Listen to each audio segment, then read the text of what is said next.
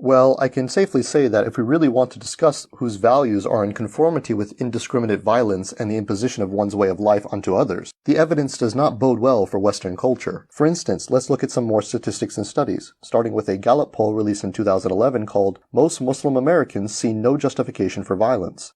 Here, you find the percentage of American Muslims who believe that military attacks on civilians is never justified, as well as the percentage of Muslims who think that it is sometimes justified. Now, I find it abhorrent that 21% of Muslims in America think that it is sometimes justified to attack civilians. However, what I find even more abhorrent is the fact that non-religious, atheists, and agnostics are more than twice as likely to think the same thing. I mean, look at that. 43% of people without a religious affiliation think it's sometimes justified to kill civilians in war. And I'm pretty sure that these people aren't Islamic fundamentalists to any degree. And I can already foresee the objections to this poll loudly pronounced from the rooftops, that meaningless platitude that never seems to die. Well, you don't see atheists attaching bombs to themselves and blowing themselves up in a crowded market. Yes, of course you don't see atheists, Christians, and Jews doing indiscriminate suicide bombings, but it's not because of superior moral virtue. Rather, it's because they don't have to. You see, the only difference between Muslim extremists and many secular liberals is that while the former deliver their bombs personally, the latter has the convenience of a conventional military to deliver bombs on their behalf. That convenience is most evident in the fact that so many Westerners, in their morbid curiosity, take pleasure in watching those bombs dropped on innocent people live from the comfort of their own homes like it were some sporting event. Listen to this, Jamie. These are shots being fired now in Baghdad. I want our viewers to listen in.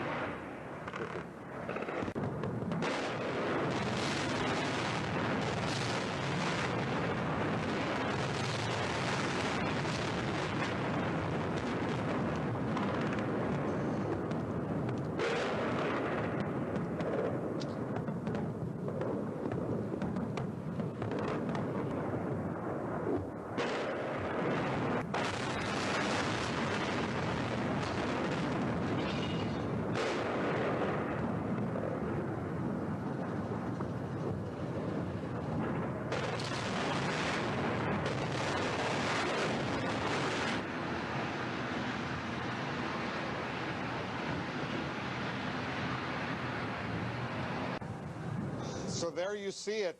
You just saw it. You just heard it. Approximately 5 to 8 minutes of an intense airstrike against targets in Baghdad. Remember, this is a city of 5 million people. We can only imagine what terrifying state most of those people are presumably in right now as they see this huge, huge round of airstrikes going after selected targets.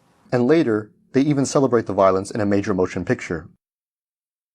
But this is America, not the rest of the Western world, you may say. And you're right. Despite the United States controlling global politics and economy, we cannot generalize all secular liberal countries on the basis of one example.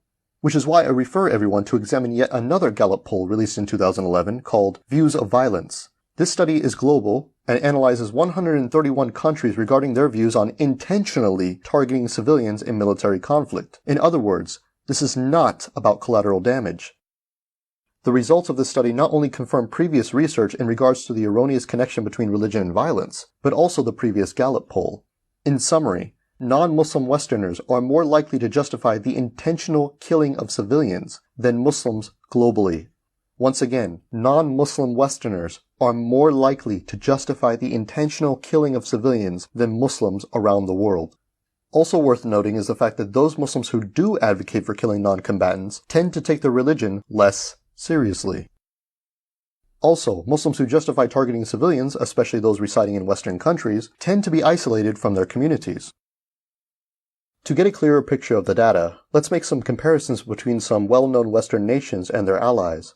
Starting with where Crouten T is from, Germany is more likely than 5 Muslim-majority countries to justify the direct targeting of civilians. Following this, France is outclassed by 11 Muslim-majority nations and tied with 3.